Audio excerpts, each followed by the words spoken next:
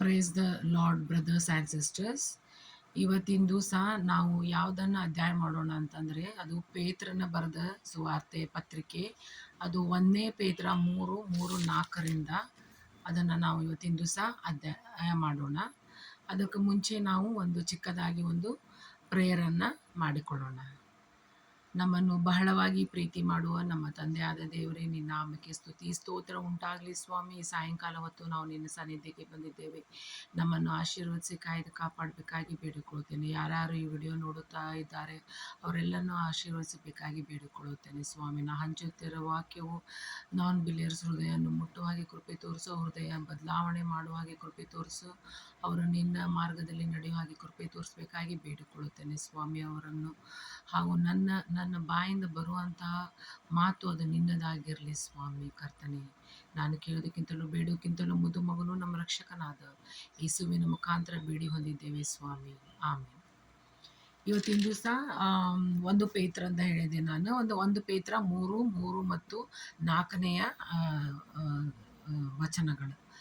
ಇಲ್ಲಿ ಮೇಕಪ್ ಅಂದರೆ ಇವತ್ತಿನ ಅಲಂಕಾರ, ನಾವು ಕ್ರಿಶ್ಚಿಯನ್ಸ್ ಆಗಿ ನಾವು ಅಲಂಕಾರವನ್ನು ಮಾಡಿಕೊಳ್ಳಬಹುದೋ ಇಲ್ಲೋ, ಜ್ಯುವೆಲ್ಲರಿ ನಾವು ಹಾಕಿಕೊಳ್ಳಬಹುದೋ ಇಲ್ಲ ಅಂಥೇಳಿ ಇಲ್ಲಿ ನಾವು ವಿಚಾರವನ್ನು ಮಾಡೋಣ. ಅದು 3 ಭಾಗ ಬರುತ್ತದೆ. ಅಂದರೆ ಒಂದನೇದೀಗಂದರೆ ರಕ್ಷಣೆ ಹೊಂದಿದವರು, ಒಂದು ಹಿಂದೂ ಕುಟುಂಬದಲ್ಲಿ, ನಾವು ಇಂಡಿಯನ್ ಕ್ರಿಶ್ಚಿಯನ್ಸ್ ಆಗಿರೋದ್ರಿಂದ ಒಂದು ಹಿಂದೂ ಕುಟುಂಬದಲ್ಲಿ ಒಂದು ಸ್ತ್ರೀ ಒಂದು ರಕ್ಷಣೆ ಮಾರ್ಗದಲ್ಲಿ ಬರುತ್ತಾಳೆ. ಅವಳು ಯಾವ ರೀತಿಯಾಗಿ ಅಲ್ಲಿ ಅನುಭವಿಸುತ್ತಾಳೆ. ಮತ್ತು ನಾವು ಪೇತ್ರನ ಬರೆದ ಸುವಾರ್ತೆಯಲ್ಲಿ ನಾವು ನೋಡುತ್ತೇವೆ. ಇಲ್ಲಿ ಏನು ನೋಡುವವರಾಗಿದ್ದೇವೆ ಅಂತಂದರೆ, ಇಲ್ಲಿ 3ನೇ ಅಧ್ಯಾಯದೊಳಗೆ ಏನಂತ ಬರೆದಿದೆ ಅಂದರೆ, 3ನೇ ಅಧ್ಯಾಯ 3ರಲ್ಲಿ ಜಡೆ ಹೆಣೆದುಕೊಳ್ಳುವುದು, ಚಿನ್ನದ ಒಡವೆಗಳನ್ನು ಇಟ್ಟುಕೊಳ್ಳುವುದು, ವಸ್ತ್ರಗಳನ್ನು ಧರಿಸಿಕೊಳ್ಳುವುದು, ಈ ಮೊದಲಾದ ಹೊರಗಣ ಶೃಂಗಾರವೇ ನಿಮ್ಮ ಅಲಂಕಾರವಾಗಿರಬಾರದು ಅಂಥೇಳಿ ಇಲ್ಲಿ ಹೇಳ್ತೈತಿ. ಅದಕ್ಕೆ ಇಲ್ಲಿ ನಾವು ಏನಂತ ನೋಡೋಣ ಅಂತಂದ್ರೆ, ಇಲ್ಲಿ ಏನಂತಂದ್ರೆ ನಾವು ಜಡೆ ಹೆಣೆದುಕೊಳ್ಳಬಾರದು, ಸ್ತ್ರೀಯರು ಜಡೆಯನ್ನು ಹೆಣೆದುಕೊಳ್ಳಬಾರದು ಮತ್ತು ನಾವು ಶೃಂಗಾರವನ್ನು ಮಾಡಿಕೊಳ್ಳಬಾರದು ಅಂಥೇಳಿ ಇಲ್ಲಿ ನಾವು ಇವತ್ತಿನ ದಿವಸ ಧ್ಯಾನವನ್ನು ಮಾಡೋಣ. ಸೊ ಇಲ್ಲಿ ಬೈಬಲ್ನಲ್ಲಿ ಇಲ್ಲಿ ನಾವು ನೋಡ್ತೀವಿ ಏನಂತಂದ್ರೆ, ಜ್ಯುವೆಲ್ಲರಿ ಏನಂದ್ರೆ ಬೈಬಲ್ನಲ್ಲಿ ಅದು ಏನಂತಂದ್ರೆ, ಇಲ್ಲಿ ನಾವು ಹೇಳೋದ ಪ್ರಕಾರ, ಪೇತ್ರನ ಬರೆದ ಸುವಾರ್ತೆಯಲ್ಲಿ ಹೇಳೋ ಪ್ರಕಾರ, ನಾವು ಯಾವ ಒಡವೆಗಳನ್ನು ವಸ್ತ್ರಗಳನ್ನು ಸಹ ಇಲ್ಲಿ ಬರೆದಿದೆ, ಒಂದು ವಾಕ್ಯದಲ್ಲಿ ಬರೆದಿದೆ ಸಹ, ಅದು ನಾವು ಹಾಕಿಕೊಳ್ಳುವುದು ಸಹ ಅದು ವಿಶಿಷ್ಟವಾದ, ಅಂದರೆ ಒಂದು ಸರಿಯಾದ ರೀತಿಯಲ್ಲಿ ನಾವು ಭಾಳ ಸಿಂಪಲ್ಲಾಗಿ ಇರಬೇಕಂಥೇಳಿ ಬಿಳಿ ವಸ್ತ್ರಗಳನ್ನು ಧರಿಸಿಕೊಳ್ಳಬೇಕು. ಇಲ್ಲಿ ನಾವು ಏನಂತಂದ್ರೆ, ಈಗ ನಾವು ಮುಂಚೆ ನೋಡೋದ್ರಾದ್ರಂದ್ರೆ ಇಲ್ಲಿ ಏನು ಹೇಳಲಾಗುತ್ತದೆ ಅಂತಂದರೆ, ಒಂದು ರಕ್ಷಣೆ ಹೊಂದಿರುವಂತಹ ಸ್ತ್ರೀ, ಒಂದು ಹಿಂದೂ ಕುಟುಂಬದಲ್ಲಿ ಇರುವಂತಹ ಸ್ತ್ರೀ, ಅವಳು ದೇವರು ನಂಬಿರ್ತಾಳ್ರಿ. ಅವಳು ಯೇಸುಸ್ವಾಮಿನ ನಂಬಿ ಅವಳು ಇತ್ಲ ಕಡೆಗೆ ಬಂದಿರ್ತಾಳೆ. ಅವಳ ಮನೆಯಲ್ಲಿ ಗಂಡ ಮತ್ತು ಅತ್ತೆ ಅವರೆಲ್ಲರೂ ನಂಬಿರುವುದಿಲ್ಲ, ಅವರು ಮಾತ್ರ ಇರುವುದಿಲ್ಲ. ಆದರೆ ಅವ್ರು ಬಿಟ್ಟಿರ್ತಾರ. ಅವಳಿಗೆ 1 ವಾರ ಚರ್ಚಿಗೆ ಹೋಗ್ಲಿಕ್ಕೆ ಸಹ ಬಿಟ್ಟಿರ್ತಾರೆ. ಆದ್ರೆ ಇಲ್ಲಿ ಆ ಸ್ತ್ರೀ ಏನನ್ನು ಎದುರಿಸ್ತಾಳೆ, ಇಲ್ಲಿ ಏನಂತಂದು ಹೇಳ್ತಾರೆ, ಇಲ್ಲಿ ಬೋಧಕರಾಗಿರುವಂಥವ್ರು ಇಲ್ಲಿ ನಾವು ನೋಡ್ತೀವಿ. ಏನಂತ ಹೇಳ್ತಾರೆ ಅಂದರೆ, ಬೈಬಲ್ನಲ್ಲಿ ಏನಿದೆ ಇಲ್ಲಿ, ಆ್ಯಕ್ಚುಲಿ ಈಗ ಬೈಬಲ್ನಲ್ಲಿ ಜ್ಯುವೆಲ್ರಿ ಹಾಕೊಳ್ಳೋ ಬಗ್ಗೆ ನಾವು ಹಳೆ ಒಡಂಬಡಿಕೆಯಲ್ಲಿ ನೋಡ್ತೀವಿ. ಏನಂದ್ರೆ ನಾವೇನು ನೋಡ್ತೀವಿ ಅಂತಂದ್ರೆ, ಯೇಸುಸ್ವಾಮಿ ಇಲ್ಲಿ ನಮಗೆ ಹೇಳ್ತಾರೆ, ನಮ್ಮದು ಯೇಸುಸ್ವಾಮಿ ನಾವು ಇಲ್ಲಿ ಹಳೆ ಒಡಂಬಡಿಕೆಯಲ್ಲಿ ಈ ರೆಬೆಕಾ ಇಲ್ಲಿ ಅಬ್ರಾಮನ ಸೊಸೆಯಾಗಿ ಹೋಗುತ್ತಾಳೆ. ರೆಬೆಕಾ ಇಸಾಕನನ್ನು ಮದುವೆ ಮಾಡ್ಕೊಂಡು ಹೋಗ್ತಾಳೆ. ಆವಾಗ ಆಳುಗಳು ಬಂದು ಅಲ್ಲಿ ಒಂಟಿಗೆ ನೀರು ಕುಡಿಸೋರು ಯಾರು, ಯಾವ ಹೆಣ್ಮಗಳು ಬರ್ತಾಳ ಅವ್ರಿಗೆ ಜ್ಯುವೆಲ್ರಿಗಳನ್ನು ಅವನು ಕೊಡ್ತಾನೆ. ಸೊ ರೆಬೆಕಾ ಬಂದು ಎಲ್ಲ ಒಂಟಿಗಳಿಗೆ ನೀರು ಕುಡಿಸಿ ಮತ್ತು ಅವನಿಗೆ ನೀರು ಕೊಟ್ಟು ಹೋಗ್ತಾಳೆ.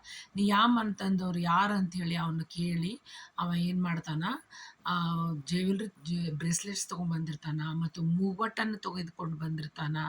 ಆಮೇಲೆ ಬಂಗಾರಗಳನ್ನೆಲ್ಲ, ಚೈನ್ ಎಲ್ಲ ಎಕ್ಸ್ಪೆನ್ಸಿವ್ ಆಗಿರುವಂಥ ಜ್ಯುವೆಲ್ರಿಗಳನ್ನು ತೆಗೆದುಕೊಂಡು ಬಂದು ಬಳೆಗಳನ್ನು ತೊಡಿಸ್ತಾನೆ. ಆಮೇಲೆ ಮೂಗಟ್ಟನ್ನು ಆಕೆಗೆ ಕೊಡ್ತಾನೆ.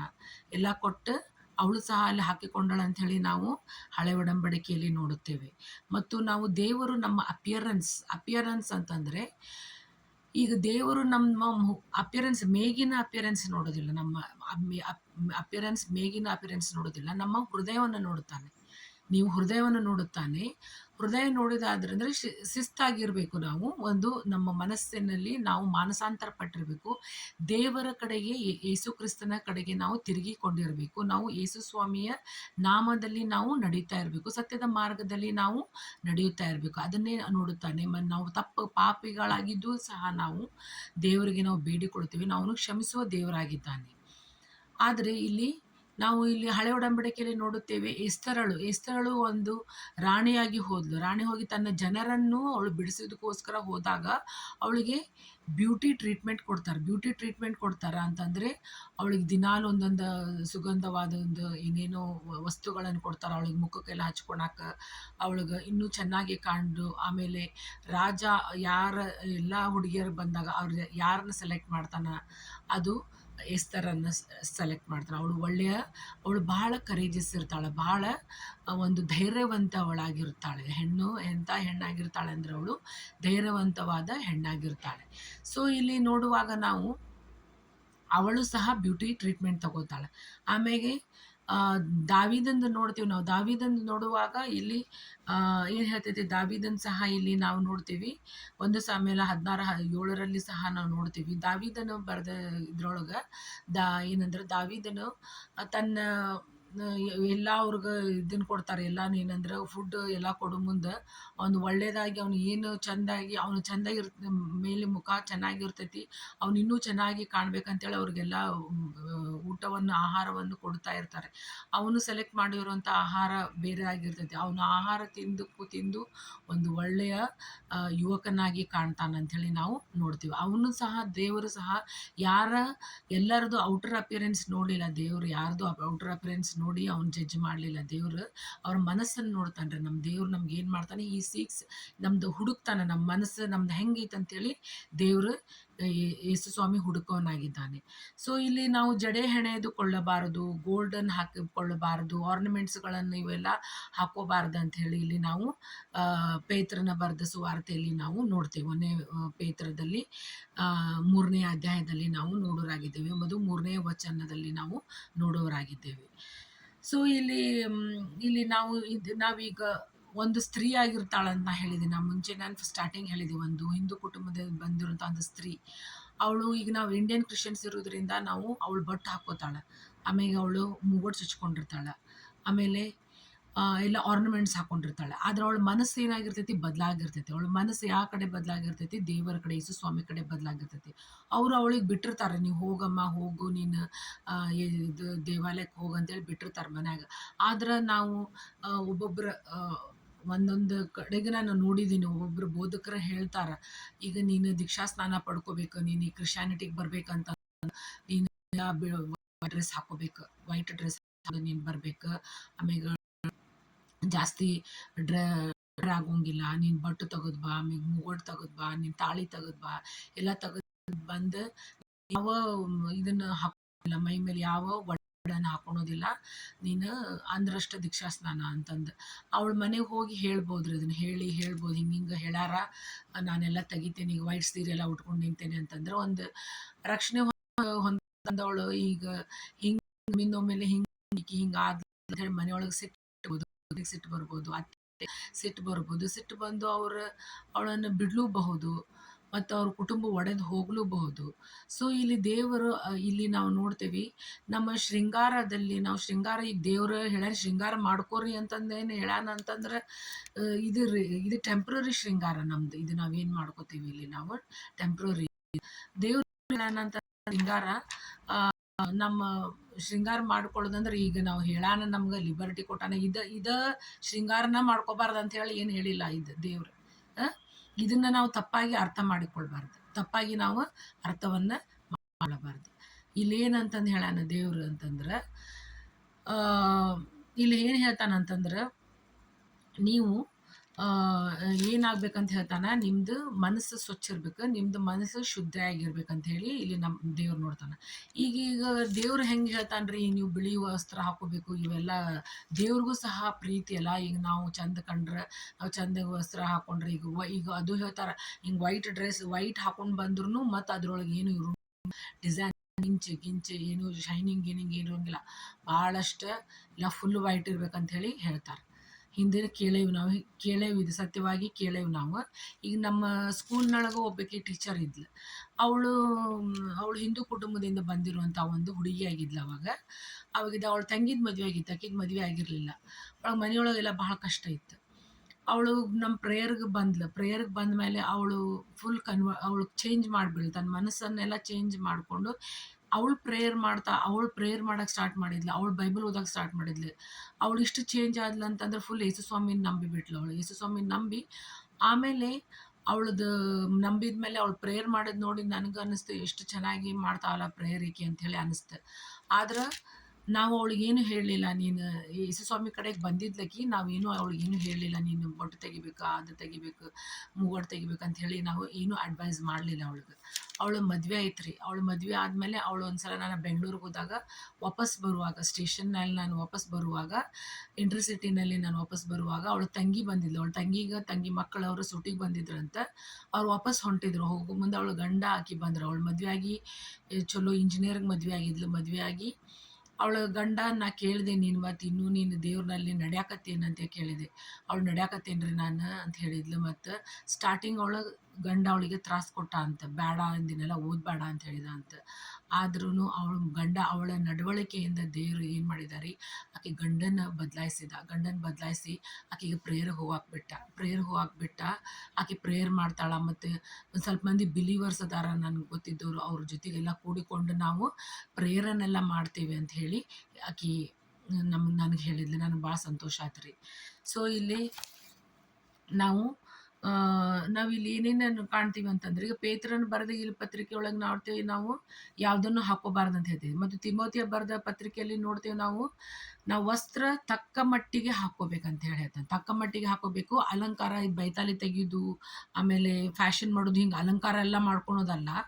ಸಿಂಪಲ್ ಆಗಿ ನಾವು ಹಾಕೋಬೇಕು. ಈಗ ಲಿಬರ್ಟಿ ಕೊಟ್ಟಾರ ಅಂತ ಹೇಳಿ ನಾವು ಈಗ ಈಸ್ಟರ್ ಬಂದು ಕೂಡ ಒಂದು 50,000 ಸೀರೆ ತೊಗೊಂಡೆ, ಭಾಳ ಕಾಸ್ಟ್ಲಿ ಥಿಂಗ್ಸ್ ಎಲ್ಲ ತೊಗೊಂಡೆ, ಹಾಗಿಲ್ಲ. ನಾವು ಮಾನಸ್ಥರಾಗಿರ್ಬೇಕು. ನಾವು ತಕ್ಕ ಮಟ್ಟಿಗೆ ನಾವು ನಮ್ಮ ವಸ್ತ್ರಗಳನ್ನು ನಾವು ಹಾಕೋಬೇಕಂತ ಹೇಳ್ತಾನೆ ದೇವರು. ತಕ್ಕ ಮಟ್ಟಿಗೆ ನಾವು ವಸ್ತ್ರಗಳನ್ನು ಹಾಕೋಬೇಕು. ಮತ್ತು ಇಲ್ಲಿ ಹೇಳ್ತಾನ, ವೇರಿಂಗ್ ಅ ಡ್ರೆಸ್, ನಾವು ಇಲ್ಲಿ ಹಿಂದೂ ರಾಷ್ಟ್ರದಲ್ಲಿ ಇರುವ ಪ್ರಕಾರ ನಾವು ಹೇಗೆ ಡ್ರೆಸ್ಸನ್ನು ಹಾಕೋಬೇಕಂತ ಹೇಳಿ ನಮಗೆ, ನಾವು ಫಾರಿನರ್ಸ್ ಗತೆ, ನಾವು ವೆಸ್ಟರ್ನ್ ಸ್ಟೈಲ್ ಗತೆ ಎಲ್ಲ ಶಾರ್ಟ್ ಡ್ರೆಸ್ಸಸ್ ಹಾಕೊಂಡು ಅಡ್ಡಾಡೋದಲ್ಲ. ನಾವು ತಕ್ಕ ಮಟ್ಟಿಗೆ ನಾವು ಒಂದು ಒಳ್ಳೆಯ ರೀತಿಯಾಗಿ ಮಾನಸ್ಥರಾಗಿ ನಾವು ಇರಬೇಕಂತ ಹೇಳಿ ಇಲ್ಲಿ ದೇವ್ರು ನಮ್ಗೆ ಹೇಳೋಣಾಗಿದ್ದಾನೆ.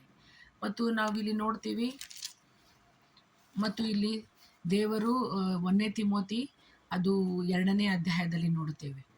ಏನಂತಂದು ಹೇಳ್ತಾನೆ, ಮತ್ತು ದೇವ್ರು ಇಲ್ಲಿ ಏನು ಹೇಳ್ತಾನೆ, ಇಲ್ಲಿ ಹಿಂಗೆ ಹೇಳಾನ ದೇವರು. ಮತ್ತು ಇಲ್ಲಿನೂ ಏನು ಹೇಳ್ತಾನ, ಸ್ತ್ರೀಯರು ಮಾನಸ್ಥೆಯರಾಗಿಯೂ ಡಂಬವಿಲ್ಲದಾಗಿಯೂ ಇದ್ದು ಮರ್ಯಾದೆಗೆ ತಕ್ಕ ಉಡುಪನ್ನು ಉಟ್ಟುಕೊಳ್ಳಬೇಕೆಂದು ಅಪೇಕ್ಷಿಸ್ತೇನೆ ಅಂತ ಏನು ಹೇಳಾನ್ರಿ ಇಲ್ಲಿ ದೇವ್ರು. ಮತ್ತೇನು ಹೇಳಾನ, ನಾವು ಹೆಂಗಿರ್ಬೇಕಂತ ಹೇಳಾನ ದೇವ್ರು, ಮಾನಸ್ಥೆಯರಾಗಿರ್ಬೇಕು. ಮಾನಸ್ಥೆ ಅಂದರೆ ಡ್ರೆಸ್ಗಳನ್ನು ಹಾಕೋಬೇಕು, ತಯಾರಾಗ್ಬೋದು, ರೆಡಿ ಆಗ್ಬೋದು, ಬೈತಾಲಿ ತಗೋಬೋದು, ಜಡೆ ಹೆಣೆದುಕೊಳ್ಳಬಹುದು. ಆದರೆ ಏನು 4 ತಾಸು 8 ತಾಸು ಕುಂತು ನಾವು ಡ್ರೆಸ್ ಹಾಕ್ಕೊಂಡು ರೆಡಿ ಆಗೋದಲ್ಲ. ನಾವು 4 ತಾಸೆಲ್ಲ ರೆಡಿಯಾಗಿ ಕುಂತ್ವಿ, ಹೌದಪ್ಪ ನಾವು ಈಗ ತಯಾರಾದ್ವಿ, ಹಂಗೇನೇ ಇಲ್ಲ. ದೇವ್ರು ಹಂಗೇನು ಅಡ್ವೈಸ್ ಮಾಡೋದಿಲ್ಲ ನಮ್ಗೆ. ನಾವು ಈಗ ಒಬ್ಬೊಬ್ಬರು ರಕ್ಷಣೆ ಹೊಂದ್ತಾರೆ. ಒಬ್ಬೊಬ್ಬರು ರಕ್ಷಣೆ ಹೊಂದ್ಮ್ಯಾಗ ಅವ್ರದ್ದಷ್ಟಕ್ಕೆ ಅವರ ತಿಳ್ಕೊಂಡು ಒಬ್ಬೊಬ್ರು ಏನು ಮಾಡ್ತಾರೆ, ಈಗ ಅವ್ರು ಅಲ್ಲೇ ಇದ್ದಾಗ 4 ಈ ಬಟ್ಟೆ ಉಂಗುರ ಹಾಕೊತಿರ್ತಾರೆ, ಗೋಲ್ಡ್ಸ್ ಭಾಳ ಹಾಕೊತಿರ್ತಾರೆ. ಅವ್ರು ತೆಗೆದಿಡ್ತಾರೆ. ಅದನ್ನು ತೆಗೆದಿಟ್ಟು ಅವ್ರ ಮನಸ್ಸು ಅವ್ರ ಮನಸ್ಸು ಅದು ಓಕೆ, ಅವ್ರಿಗೆ ಒಳ್ಳೆ ಅದು ಚಲೋನ. ಅವ್ರು ಹಾಕೊಳ್ಳಿಲ್ಲ ಅಂತಂದ್ರೂ ಚಲೋನ, ಅದು ಡೀಸೆಂಟಾಗಿ. ಈಗ ನಾವು ಎಂಗೇಜ್ಮೆಂಟ್ನಲ್ಲಿ ಆಭರಣಗಳನ್ನು ನಮ್ಗೆ ತೊಡಿಸ್ತಾರೆ, ಆಮೇಲೆ ನಮ್ಗೆ ರಿಂಗ್ಗಳನ್ನು ಬದಲಾವಣೆ ಮಾಡ್ತೀವಿ. So ornaments is necessary. Ornaments ಅದನ್ನು ನಾವು ತೆಗೆದಿಡಕ್ಕೆ ಬರೋದಿಲ್ಲ, ಆಮೇಲೆ ನಾವು ತೆಗೆದಿಡಕ್ಕೆ ಬರೋದಿಲ್ಲ. ಚೈನನ್ನು ಹಾಕ್ಕೋತೀವಿ, ಎಲ್ಲ ಹಾಕ್ಕೋತೀವಿ. ಅದನ್ನೆಲ್ಲ ನಾವು ತೆಗೆದಿಡಾಕ ಬರೋದಿಲ್ಲ. ಸೊ ಮಾನಸ್ಥೈರ್ಯ ಸೊ ಇಲ್ಲಿ ನಾವು ಪೇತ್ರನದ್ದು ಮತ್ತು ನಾವು ತಿಮೋತಿಯ 1ನೇ ತಿಮೋತಿ ಅದು 2ನೇದು ಅಧ್ಯಾಯ ಅದು 9 ಮತ್ತು 10ರಲ್ಲಿ ನಾವು ನೋಡೋದಾದ್ರೆ 9 ಮತ್ತು 10ರಲ್ಲಿ ನೋಡೋದಾದ್ರೆ ನಾವೇನಾಗಿರ್ಬೇಕಂತ ಇಲ್ಲಿ ಸ್ತ್ರೀಯರು ಮಾನಸ್ಥೆಯರಾಗಿರ್ಬೇಕು ನಾವು ಮತ್ತು ಡಂಬವಿಲ್ಲದವರಾಗಿದ್ದು ಮರ್ಯಾದೆಗೆ ತಕ್ಕ ಉಡುಪನ್ನು ಉಟ್ಟುಕೊಳ್ಳಬೇಕೆಂದು ಅಪೇಕ್ಷಿಸುತ್ತೇನೆ. ಮರ್ಯಾದೆಗೆ ತಕ್ಕ ಉಡುಪನ್ನು ಹಾಕೋರಿ ಅಂತ ಹೇಳ್ತಾನೆ. ಉಡುಪನ್ನು ಹಾಕೋರಿ, ನೀವು ಉಡುಪಿಲ್ದೆ ಇರಂಗಿಲ್ಲ. ಉಡುಪನ್ನು ಹಾಕೊಂಡು ನೀವು ಮರ್ಯಾದೆಗೆ ತಕ್ಕಂಗೆ ನಾವು 50,000 60,000 70,000 ಸೀರೆ ತೊಗೊಂಡ್ಬಂದ್ವಿ, ಲಕ್ಷಾನುಗಟ್ಲೆ ನಾವು ಖರ್ಚು ಮಾಡಿದ್ವಿ, ನಮ್ಮ ಮೇಕಪ್ಗೆ ಮಾಡಿದ್ವಿ ಅಂತ ಅದಲ್ಲ. ನಾವು ತಕ್ಕ ಮಟ್ಟಿಗೆ ನಾವು ಚೆನ್ನಾಗಿ ಕಾಣಬೇಕು. ಆ ರೀತಿಯಾಗಿ ಈಗ ನಾವು ದೇವರು ನಾವು ದೇವ್ರ ಮಕ್ಕಳಾಗಿದ್ದೇವೆ ಅಂದ್ಮ್ಯಾಗ ದೇವ್ರಿಗೂ ಕಲರ್ಸನ್ನು ಸೃಷ್ಟಿ ಮಾಡ್ಯಾನ. ದೇವ್ರಲ್ಲಿ ಏನೇನು ಕಲರ್ಸ್ಗಳನ್ನು ಸೃಷ್ಟಿ ಮಾಡ್ಯಾನ. ಪಿಂಕ್ ಕಲರ್ ಇದೆ, ಬ್ಲೂ ಕಲರ್ ಇದೆ, ರೆಡ್ ಕಲರ್ ಇದೆ, ಯೆಲ್ಲೋ ಕಲರ್ ಇದೆ, ಎಷ್ಟೋ ಕಲರ್ಸ್ಗಳಿದಾವೆ. ಕಲರ್ ಸೀರೆಗಳನ್ನು ಉಟ್ಕೋಬೋದು, ಡ್ರೆಸ್ಗಳನ್ನು ಬಟ್ಟೆಗಳನ್ನು ನಾವು ಹಾಕೋಬೋದು ಅಂತ ಹೇಳಿ ದೇವ್ರು ಹಾಕ್ಕೊಂಡು ನೀವು ತಯಾರಾಗ್ಬೋದು. ಆಗಿ ದೇವ್ರಿಗೂ ಸಹ ನಾವು ಅದನ್ನ ನೋಡಿ ಅವನು ಸಹ ಸಂತೋಷ ಪಡ್ತಾನೆ. ಈಗ ನಾವು ನಮ್ಮ ಮಕ್ಕಳಿಗೆ ನಾವು ತಯಾರು ಮಾಡ್ತೀವಿ, ಮಾಡಿ ಅದು ಅತಿಶಯ ಅಲ್ಲ ತಯಾರು ಮಾಡೋದು, ಸಿಂಪಲ್ ಆಗಿ ತಯಾರು ಮಾಡ್ತೀವಿ.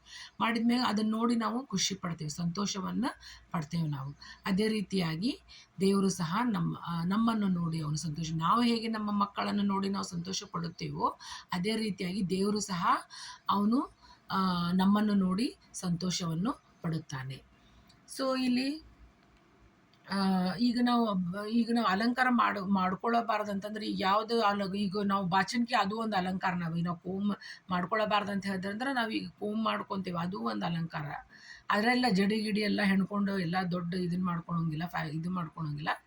ಸಿಂಪಲ್ ಆಗಿ ನಾವು ರೆಡಿ ಆಗ್ತೇವೆ.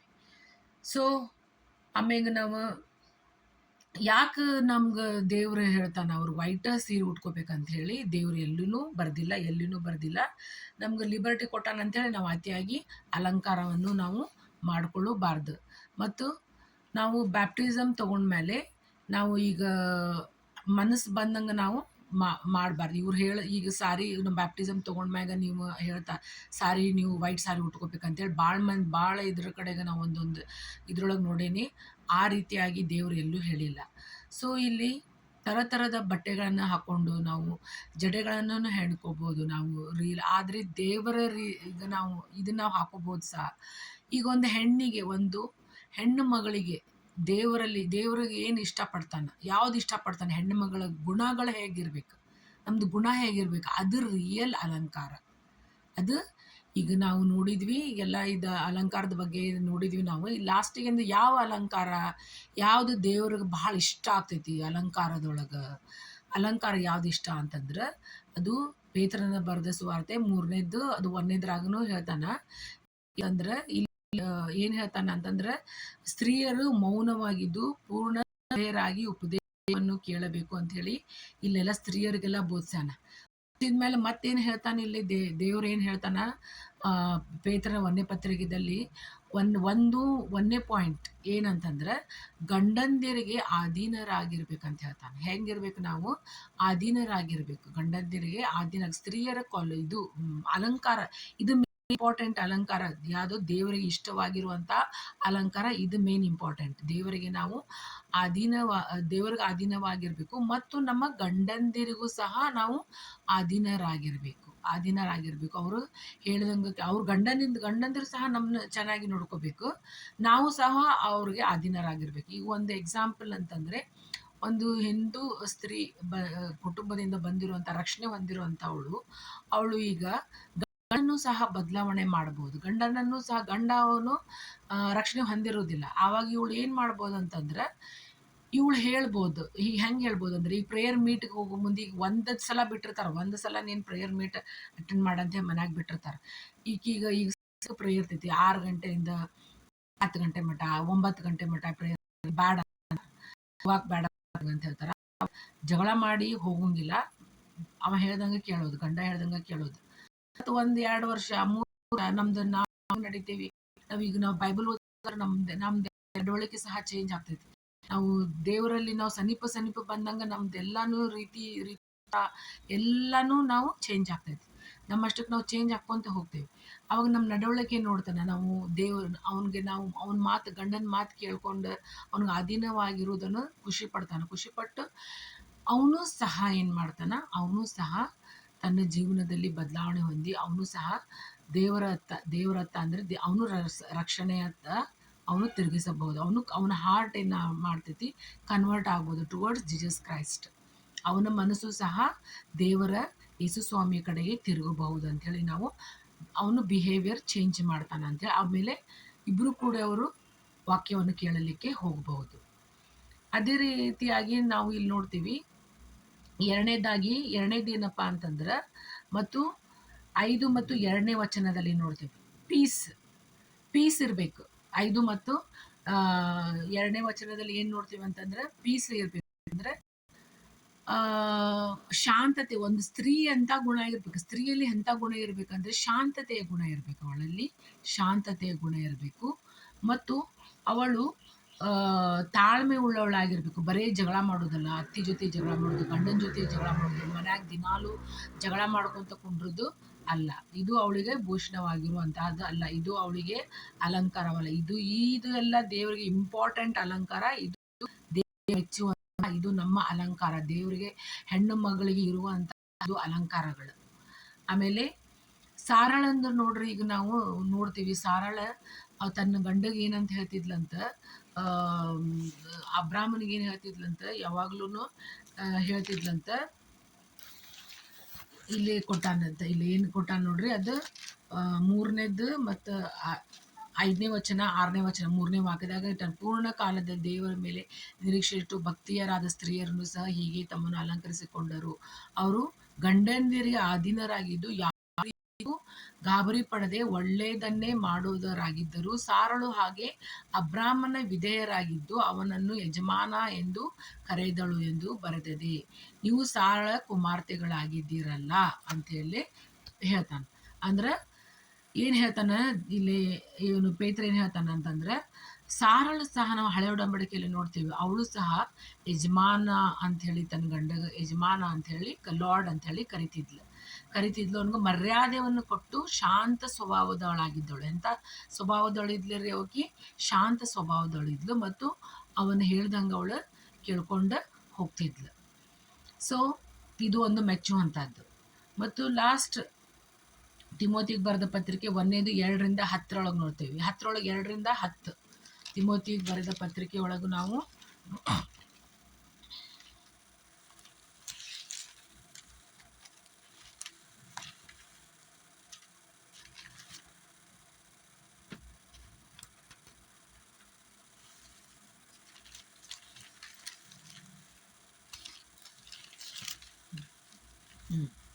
ತಿಮೋತಿಗೆ ಬರೆದ ಪತ್ರಿಕೆ 2:10 ನಾವು ಸಹ ನೋಡೋರಾಗಿದೆ.